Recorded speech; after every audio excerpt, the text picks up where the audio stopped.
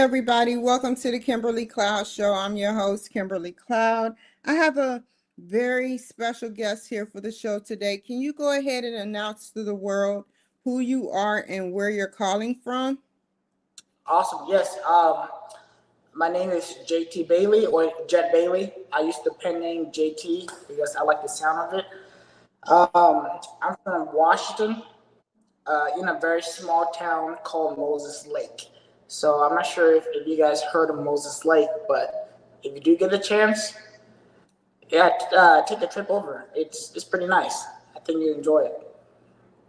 You know what's funny is I live in I'll just say Seattle area, metro area, Washington. So I've heard briefly of Moses Lake. Do they have some good property out there? Oh, they do. They have great land opportunities. It's kind of a cowboy town. So if you like that, as the young kids these days say, vibe, if you like that vibe, the cowboy vibe, then I'm pretty sure you like Moses Lake. Okay. And huh? Oh, I said, and I've been to Seattle as well, and I love Seattle. How far is it from Seattle? It's about 2.5 hours away from Seattle. Okay. Okay. That's okay time. So, tell me about your past leading up into your present. Awesome. Well, I was born in Liberia, which is on the western portion of the continent Africa, and I came How here. far is that from Nigeria? Oh, that's a very good question. How many countries is that? I don't know, but I know it's more than two. I have to pull up a map to check it out. But yeah, Nigeria and Liberia, they sound very similar. They're really great places. I love Liberia, but I've been in the States for about 18 years now. Good. And what is the culture? What was the culture like? I'm pretty sure you probably go back to visit Liberia because you got possibly family there. So what was the culture like then versus now? Has it changed? Oh, it has changed a lot. Last time I was in Liberia, we had like the mud huts, like the old fashioned homes, but now they have cars, cell phones. So they're moving up in the world, as I like to say.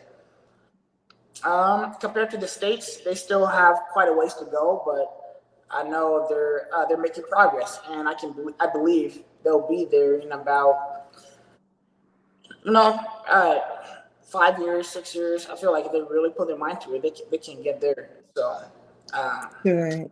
I'm very proud of the progress they're making right now.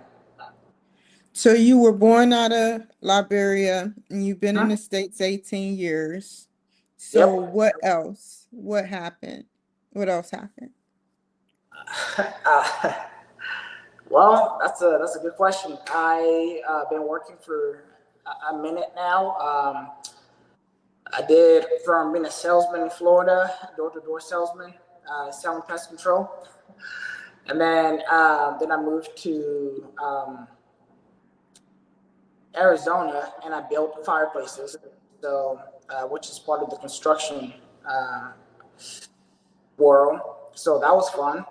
And so from that, I had a cousin that was working for an aerospace company, and he knew that I had the skills or had the desire to learn certain aspects of the plane. So he helped me get a job. We I connected with the staff that was hiring at that time, and I was able to join an aerospace company. So I've been doing a lot of different things, but it's been fun.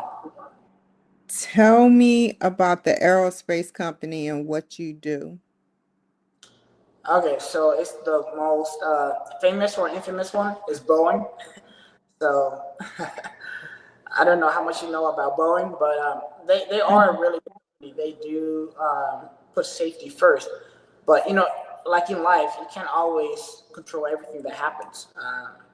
Things do happen. So Before you get into that, do you think that they need to upgrade like their airplanes, like get newer airplanes to go on the ramps?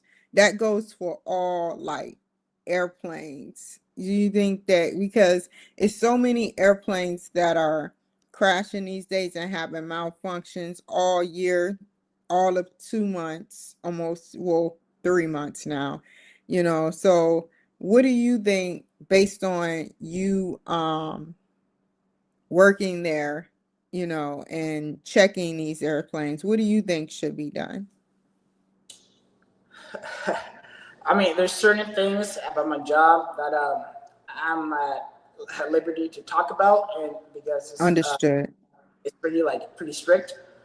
You never know who's going to be listening, Mm-hmm. but Mm-hmm. but for the most part, they have policies in place to make sure that safety is first. So, like you said, yes, do we have room for improvement? Can we make things better? Yes, we can. And currently, the company is working on that um, yeah, to make changes here and there. So there's less newsworthy incidents like doors flying off the plane and so forth. So um, yeah, Now, so right. when a malfunction happens, and let's say a plane crashes into the water and people expire, how do they record that? Isn't there like a black box or a blue box or something? There is a system that they use to determine what was the cause of the accident. It's very developed, and so they can pinpoint where the issue happened, and normally they can discuss that with the engineers and make plans to fix it. Okay.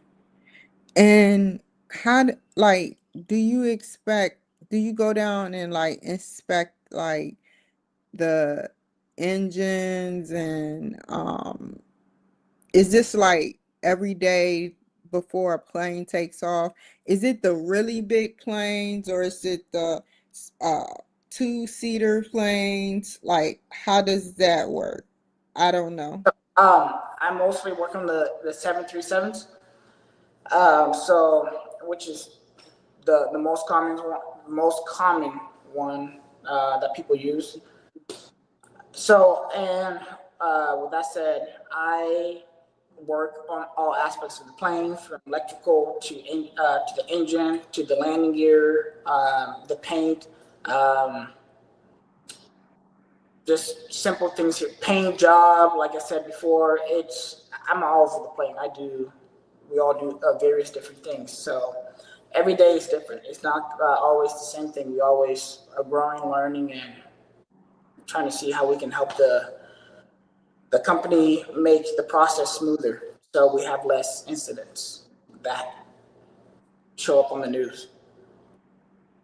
And do you know what the future is possibly for Boeing with the airplanes? Are they going to bring in new 737s or they're going to refurbish their old 737s and then buy some new make some new 737s? How would that work?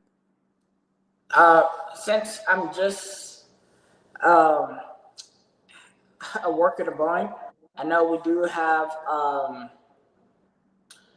the high ups that talk to the media, so I don't want to be labeled as the Boeing dude, but so we do have plans to move forward and to um, incorporate new different models of the plane. But yeah, Boeing has a lot of plans. That's that's all I can say right now, and they're great. Understood. It's gonna work well, and it's gonna be very exciting to see in the future. Um, yeah. And Tell me, does a day get boring working at Boeing? Does a day get boring or is always exciting? I mean, like any job, you have it's like a roller coaster of emotions. Some days are great, and some days you're like, well, I got to pay the bills, right? So it depends. And here in Moses Lake, it's not always not always ideal. You have really cold days, you have really hot days, but you just have to take each day as you come. So yeah. Does So it snow a lot out there? luckily, it doesn't snow a lot, Okay. but once it does snow, it's not fun. It's very inconvenient to move around. Um, Yeah. yeah, it's not too bad. Well, tell me, what was your last job before you came to Boeing? That was when I was building the fireplaces in Arizona, a custom And fireplace. wow. And do you feel like you've done like an upgrade for yourself? Oh, Because yeah. definitely. Because the aerospace industry is very vast. There's so many different places you can go. Especially at Boeing, you can. There's so many different branches you can climb, and way more opportunity to make something of yourself. The fireplace, yeah. I mean, after a year or so, you already know basically what you're doing. So you already know the techniques, the system. So it's not too you know, it's not really anywhere to go. Like Boeing, which has like different things you can do. You know, I congratulate you. You've been in the game nearly almost 2 decades. I see a lot of Nigerian people. They stick to CNA jobs doing 15-hour shifts, and I don't like that because basically they're stuck to one job, a CNA job, making minimum or right now 20.50 an hour or probably 22 or 23. They give them an extra $2, $3. You, on the other hand, you are the outlier. You went out and you did odd jobs. Odd is in odd jobs like fireplace work and Boeing airplanes, 737 airplanes, which makes you stand out more and possibly make more money doing what you're doing. How do you feel about being an outlier, which is the one person that is outside all the other people, the one dot outside all of the other people that's in the crowd of each other. So you got all these dots over here and you're the one dot over there. So tell me, how do you feel about that? Because you are an outlier, a strong outlier. So tell me, how do you feel about that?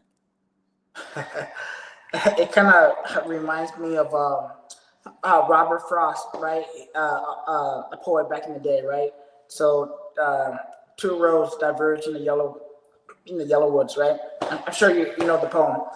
Um, Sometimes in life you have to take the road less traveled, right? Because if you want to make something yourself, you have to lead the pack, because that's not easy. And but I feel like at first it is hard because you second guess yourself. Am I doing the right thing? Am I crazy for trying to do things a little bit different? But eventually, you see the fruits. You see the rewards. Um, I've always been a little bit different than most people, so I always like to um, test myself a little bit. So when the opportunity came to try different jobs, it fit more my character because I like trying different things to see what fit, what made me who I am, what made me click. And I think I found my job, so which is working for the aerospace industry, Boeing company. What, and the next question before we move on to your books, what do you have to say? You said some, but what do you have to say to your African people out there? You said you're different. You said all this, but what more do you have to say to your African people? Because I have a lot that watch my show, that Mm. are watching, that want to be in your shoes. Um, as they already know, and as you know, and as I know, the life of a African in America or anywhere, it's not that easy. So um, learn, always strive to learn, because that's one thing that you can have today if you learn the skill, even from building fireplaces. Yeah, 5 years down the road, I still have that ability to build a good fireplace, right? Nobody can take that away from me. And like the aerospace company I'm working for right now, I have that knowledge. So nobody can take that away from me because I put in the work and I learned, I studied, I took the tests, which was a lot of tests. So I feel like us Africans, we really have to put ourselves out there. We really have to strive, compete, not just with people around us, but ourselves to see, hey, last year I did this, but this year I'm going to do this and this. I'm going to do better than I ever did last year. So always keep striving, because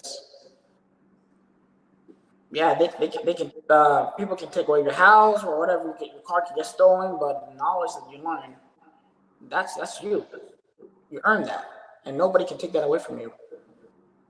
Well said. Tell me about your book. Yeah, my book is a dark fantasy novel. It's called Rise of the Dark Whisperer. I got the concept. Uh, Funny enough, one day when I was at the park in Leavenworth, I don't know if you've ever been there. It's a small. It has like a Austrian vibe to it, but anyway, I was sitting outside, and this lady mentioned to her daughter that she's a dog whisperer. So which means she was really good with dogs. Like she can like connect with dogs. And my imagination took off and so forth. And I came up with the concept of the dog whisperers, basically people that can control fire, earth, water, gravity purely through speaking or connecting with them. Yeah, it's Tell tell me like an excerpt from your book. like my favorite. Your favorite part or something you put down that really caught your attention. What Awesome. chapter? Um, so the main character, his name is Seth Lawyer, and he has um, I mean, there's the overall antagonist of the story, which is Malia, but his minor um, antagonist is Howard. So Howard, he's a classmate of his, and he has been pestering Seth for a very long time. And eventually, Seth he was fed up with being kind of bullied a little bit, and he used his new ability to kind of take uh, a little bit of a vengeance against Howard. So I enjoy writing that piece because it's kind of like when we're growing up and we're living with our little, like our siblings, they keep pestering us here and there, and then eventually we do like a little bit of you know, when the parents are watching, you just feel a little bit like minor justice for yourself. So I enjoy writing that piece. Honestly, I try to connect each character with people or use characteristics of people that I meet in life to influence the creation of my characters. So personally, I don't have one aspect of the story that I love more than another, but I If guess you I love the whole story. But yes, if you had to give a name, is it sci-fi, fantasy? What is it? it is fantasy. It's a dark fantasy novel. Dark fantasy. And how many like chapters do you have on it? My book has 25 chapters. 25. Okay. Okay. And is it focused on being bullied and relief from being bullied, or is it like a drama filled with a roller coaster ride up and down of It's the bullying? coaster ride. That was just a small piece of the story that I wanted to share, but it's not all about getting bullied and getting relief from bullying. No, there's more to it. There's more of a nuance to it. But yeah, it's the roller coaster. So you have good chapters that are funny, and you have some chapters that are sad. Kind of like life. Some days are great, and some days aren't so great. You know, but yeah. What made you want to develop this book? What you said you were outside and you said that a woman said she was a dog whisperer. She wanted to be or she was a dog whisperer. How does that correspond with your book? How did that relate to your book? That's true. So in that park, that day when she said so and so is a dog whisperer, which means they had a really good connection with dogs, right? They can influence dogs to a certain degree. So my imagination took off. So I was thinking, what if people can influence fire, water, earth, gravity? The same way a dog whisperer or somebody that whispers to a dog can influence a pet, like a dog. So that's when the whole concept started, and that's when the rise of the dog whisperer was kind of uh, born a little bit. So hopefully Does that it answers.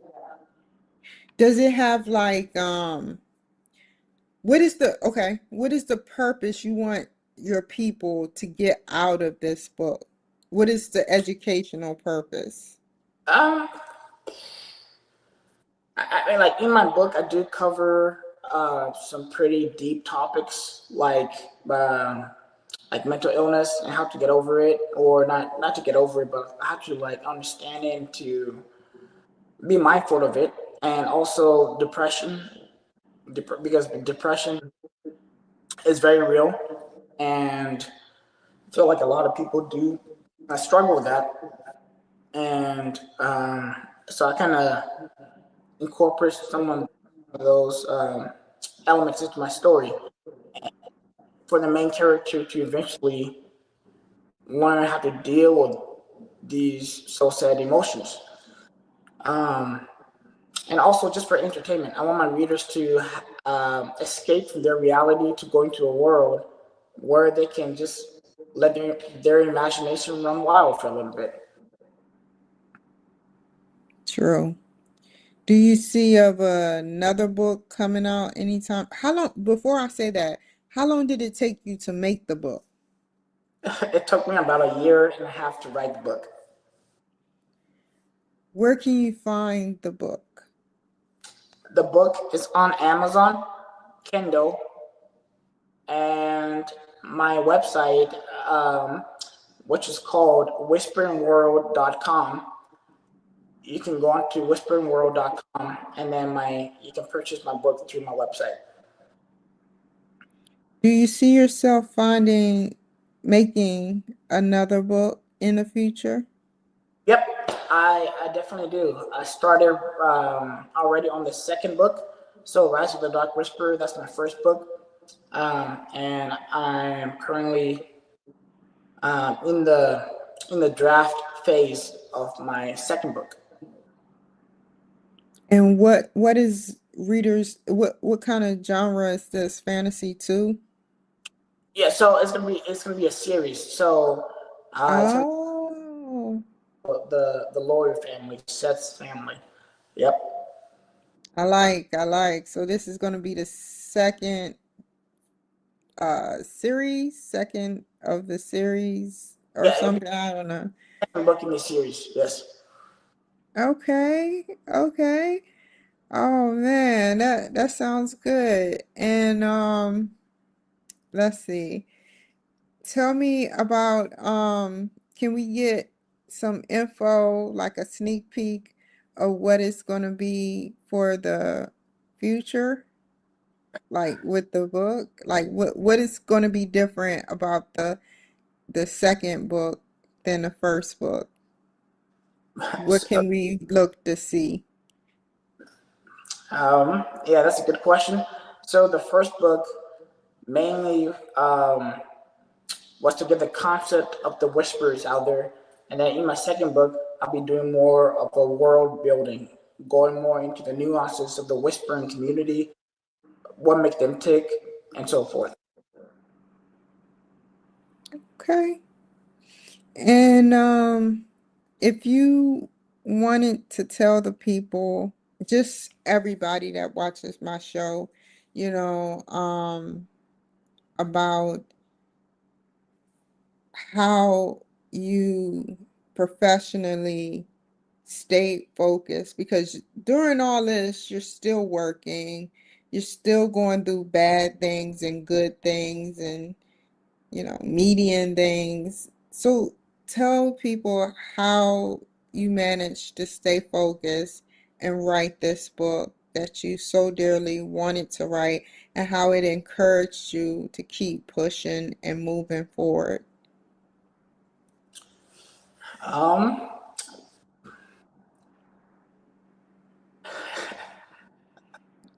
it's honestly, I wanted to have uh, a way to create income, right? Because like many of us, we work 5, right? And eventually, I don't want to work a 9 to 5. I want to be able to travel the world and see the world, because the world is great, it's big, and it's beautiful. So I had the motivation to write the book. So one day, if it does succeed, I can travel, write, see different places, and use that as an inspiration um, for my next 4 books. Ultimately, I want to be a writer. So I don't want to work a 9 to 5. I want to have income income coming in, so I can just write, travel and write and get inspiration from different places. Well said. What is one of the places you want to visit the most? I read or I seen pictures of. I know this might sound cliche, but the Great Wall of China. I've never been there. I'd love to see it. Yeah, I want to see that too, dude. Like seriously. Yeah. Oh my God. So, can you tell the people how to reach, how can I reach you? How can we reach you? Yeah. You can follow my Instagram, which is Whispering World. Um, the whole whispers concept. Or you can log onto my website, which has information about me on my website. And yeah, I guess those are the 2 places you can find me. Good. I want to thank you everybody for watching my show today. JT Belly, everybody. Stay on the line, JT Belly. Y'all take care, be safe, and I'll see you guys later. Bye. Never waste my time.